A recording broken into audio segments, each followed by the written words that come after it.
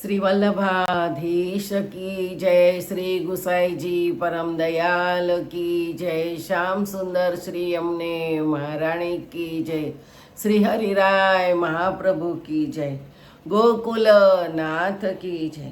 આપણે 16 ગ્રંથ વિશે રસપાન કરીએ છીએ. તેમાં ભક્તિવર્ધિની ગ્રંથ આવે છે. 84 વૈષ્ણવની વાર્તાના ભાવ પ્રકાશ અનુસાર જણાય છે કે ભક્તિવર્ધિની ગ્રંથ શ્રી મહાપ્રભુજીએ સાચોરાના શ્રી પુરુષોત્તમ જોશીને માટે રચ્યો હતો. એક સમયે આચાર્યજી ગુજરાત પધાર્યા. ત્યારે પુરુષોત્તમ જોશી મધ્યાહન સમયે એક તળાવના કાંઠે સંધ્યા કરતા હતા. તે સમયે આચાર્યજી તળાવને કાંઠે પધાર્યા અને સંધ્યાવંદન કરવા લાગ્યા. દૈવી જીવ જાણીને આચાર્યજી પુરુષોત્તમ જોશીની તરફ દ્રષ્ટિ કરી. ત્યારે પુરુષોત્તમ જોશીએ આચાર્યજીને પાસે આવી નમસ્કાર કરીને પૂછ્યું, મહારાજ, કર્મ માર્ગ મોટો કે જ્ઞાન માર્ગ મોટો? ત્યારે આચાર્યજીએ કહ્યું, જેના મનમાં જે માર્ગ દ્રઢ થાય તે માર્ગ મોટો. જે માર્ગમાં જેનો વિશ્વાસ હોય, તેને ગમતો હોય, એ માર્ગ મોટો. અમારી દ્રષ્ટિએ એને મોટો તો ભક્તિ માર્ગ છે, જેમાં જીવ કૃતાર્થ થાય છે, અને જ્ઞાન માર્ગમાં તથા કર્મ માર્ગમાં કઠણાઈથી કૃતાર્થ થવાય છે. એ પ્રમાણે કોઈનાથી નિર્વાય થાય નહીં. તેનું કારણ શું? તો એ કષ્ટ સાધ્ય છે, મુશ્કેલીથી સિદ્ધ થાય એવા છે. એથી આ કાળમાં શરીરમાં કષ્ટ સહન થઈ શકતું નથી. શરીર કષ્ટ સહન કરે તો મન ઠેકાણે રહે. તેથી ભક્તિ માર્ગમાં જીવ કૃતાર્થ થાય, એ સિવાય બીજો કોઈ આશ્રય નથી. ત્યારે પુરુષોત્તમ જોશીએ પૂછ્યું, મહારાજ, ભક્તિનું સ્વરૂપ કેવું છે તે કૃપા કરીને કહો. ત્યારે આચાર્યજીએ ઉત્તર આપ્યો કે ભક્તિના સ્વરૂપનું વર્ણન કરવા બેસીએ તો પાર જ ન આવે. ભક્તિવર્ધિની ગ્રંથની રચના કરી 11 શ્લોક પુરુષોત્તમ જોશીને સંભળાવ્યા, અને એ ઉત્તમ અધિકારી હોવાથી તેમને બધો બોધ થઈ ગયો. ભક્તિવર્ધિની ગ્રંથ પુરુષોત્તમ જોશીના હૃદયમાં ભક્તિના વર્ધન માટે લખવામાં આવ્યો. પોતાની પત્ની સાથે મહાપ્રભુજીના અનુયાયી થયા અને બીજી કોઈ પ્રવૃત્તિમાં મન રાખ્યા વિના પોતાના ઘરમાં શ્રી કૃષ્ણ સેવામાં જ મગ્ન રહ્યા. એમ બંને જણ પ્રેમથી સેવા કરવા લાગ્યા. પછી આચાર્યજી દ્વારિકા પધાર્યા અને પુરુષોત્તમ જોશીએ ઘણા દિવસો સુધી ભગવત ભાવમાં મગ્ન રહીને સેવા કરવાનું રાખ્યું. સેવા કરી તેઓ કોઈની પાસે પોતાના હૃદયનો ભાવ પણ પ્રગટ ન કરતા. જ્ઞાન માર્ગી હોય કે કર્મ માર્ગી હોય, પરંતુ એ બંને સ્વધર્મનું સ્વકર્મનું અનુષ્ઠાન આચરણ ફલાશક્તિ વિના ન જ કરવું જોઈએ. કર્મ કર્યા વિના કોઈ મનુષ્ય રહી શકે નહીં. આપણા સ્વભાવને અનુરૂપ વિવશ બનીને કંઈક કર્મ તો બધા મનુષ્યોએ કરવા જ પડે છે. નિયત કર્મોનો ત્યાગ કરવાના બદલે નિયત કર્મોને કરતા રહેવું એ જ ઉત્તમ છે. સર્વથા કર્મ ત્યાગ કરવાથી શરીર યાત્રા પણ નભી નહીં શકે. માટે નિયત કર્મો તો કરતા જ રહેવાનું કહ્યું છે. જ્ઞાન માર્ગ એ અહંતાની ચિકિત્સા કરવાનો, અહંતાને સ્વસ્થ બનાવવાનો પ્રયાસ છે. કર્મ યોગમાં જેવી રીતે મમતાને દેવતાઓની સાથે જોડી દેવામાં આવી, એવી જ રીતે જ્ઞાન યોગમાં આપણી અહંતાને બ્રહ્મની સાથે જોડવાનો પ્રયાસ કર્યો છે. મહાપ્રભુજીએ પુરુષોત્તમ જોશીને સમજાવ્યું હતું કે જ્ઞાન માર્ગ તથા કર્મ માર્ગ દ્વારા મુશ્કેલીથી કઠિનતાથી કૃતાર્થ થવાય છે. તેથી ભક્તિ માર્ગમાં જીવ કૃતાર્થ થાય, એ વિના બીજો કોઈ આશરો આ માર્ગમાં નથી. સ્મરણ અને ભજન ક્યારેય ન છોડવા એવું કહ્યું છે. મહાપ્રભુજીના સ્વાસ્થ્યવર્ધક ઉપદેશ ભક્તિવર્ધિનીને સાંભળવો, સમજવો તથા હૃદયમાં ધારણ કરવો એ અતિ આવશ્યક છે. ભક્તિનો બીજ ભાવ પણ કોઈ જન્મમાં પ્રેમના રૂપમાં અંકુરિત થઈ શકે છે તથા કોઈ જન્મમાં નહીં. ભક્તોનો બીજ ભાવ જો દ્રઢ ન થયો હોય તેમણે ગૃહ ત્યાગ ન કરવો જોઈએ. પોતાના ઘરમાં રહીને જ ભગવત સેવા અને ભગવત કથામાં પોતાનું મન રાખવું જોઈએ. સેવામાં તત્પર રહેવું જોઈએ અને બીજ ભાવ દ્રઢ થશે એવી રીતે કહ્યું છે. ભક્તિના 3 ભેદ બતાવે છે: ભગવત સ્વરૂપનું બાહ્ય ભજન, ભગવત સ્વરૂપનું આંતર ભજન અને ભગવતાત્મક ભાગવતનું શ્રવણ કીર્તન અને કીર્તન. શ્રવણ, ચિંતન અને કીર્તન. ભક્તિ માર્ગમાં ભજન 3 પ્રકારે થાય છે: બાહ્ય અને અભ્યંતર, પરમાત્માના સ્વરૂપ ભેદથી બે ભેદ, અને ત્રીજો પ્રભુના નામાત્મક ભાગવતજીનું શ્રવણ અને કીર્તન. શ્રી કૃષ્ણમાં જ પોતાના મનને એકાગ્ર કરી વાણીનો તથા કાયાનો શરીરનો કૃષ્ણમાં વિનિયોગ થઈ જાય, મનની એકાગ્રતા સ્નેહમની બની જાય, કૃષ્ણમાં સાહિત્યનો લાભ ચોક્કસ મળી જ જાય છે. બીજ ભાવની આવી દ્રઢતાના અભાવમાં ગૃહત્યાગ હિતકારી નથી હોતો. તેથી પહેલાં બીજ ભાવ દ્રઢ થાય ત્યાં સુધી ધીરજ રાખવી જોઈએ. કૃષ્ણને સમર્પિત કરીને કૃષ્ણની સેવામાં વિનિયોગ કરવાવાળાનો બીજ ભાવ દ્રઢ બની શકે છે.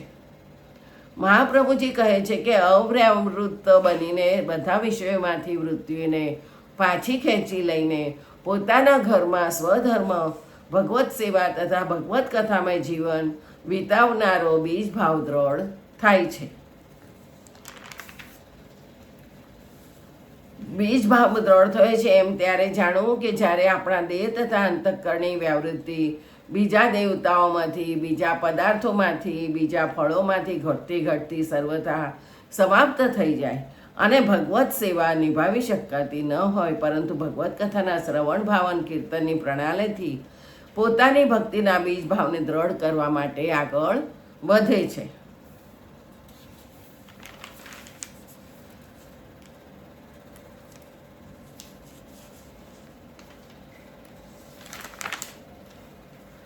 સરવાળે વાત એટલી દ્રઢ થાય છે કે ભગવત સેવા તથા ભગવત કથામાં તત્પર બની જવું અને ભગવત કથામાં પરાયણ બનીને બીજ ભાવને દ્રઢ કરવાનો પ્રયત્ન કરવો જોઈએ.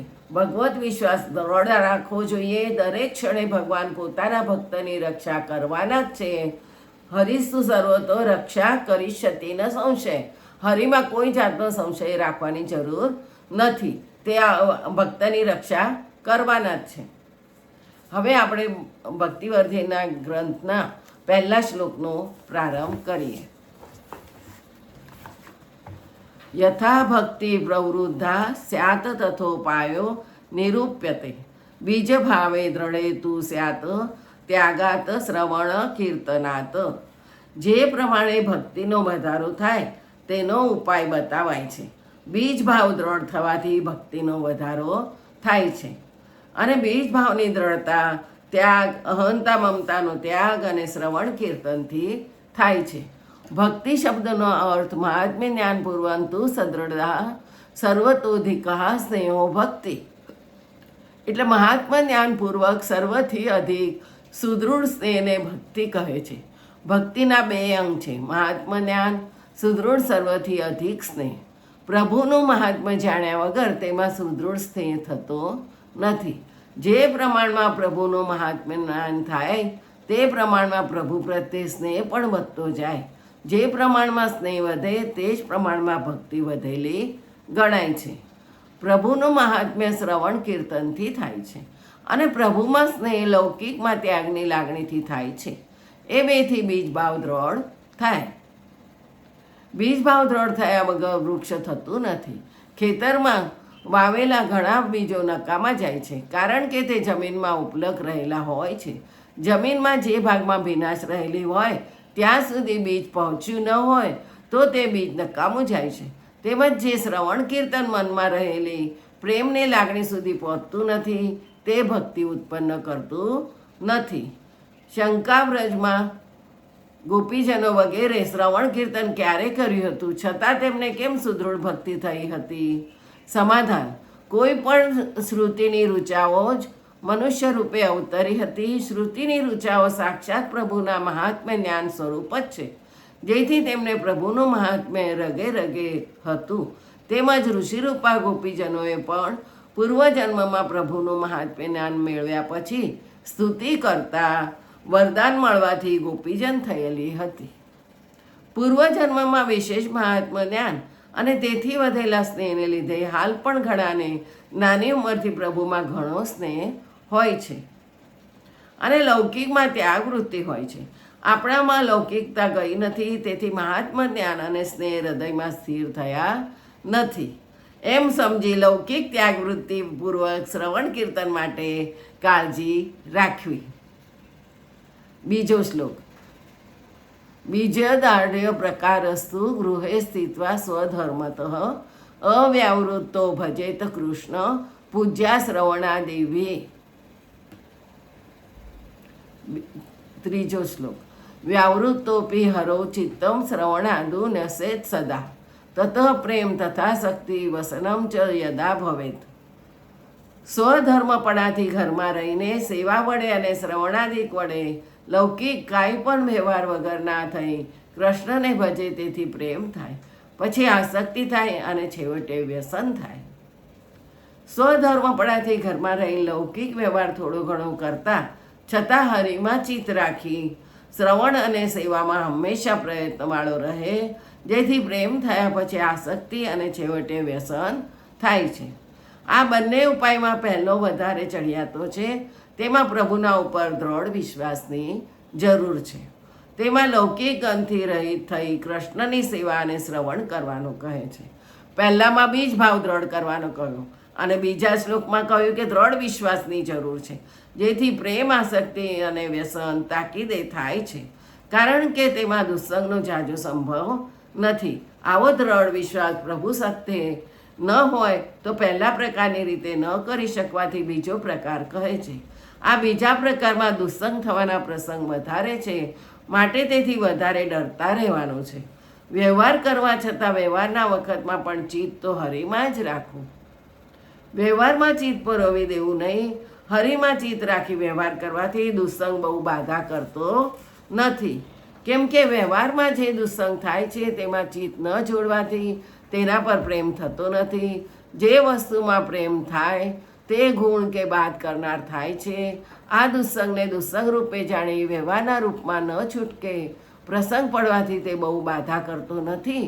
જો કે કોઈક તો બાધા કરનાર થાય છે, તેથી જ અવ્યાવૃત્તિને વ્યાવૃત્તિ કરતાં શ્રેષ્ઠ કહી છે.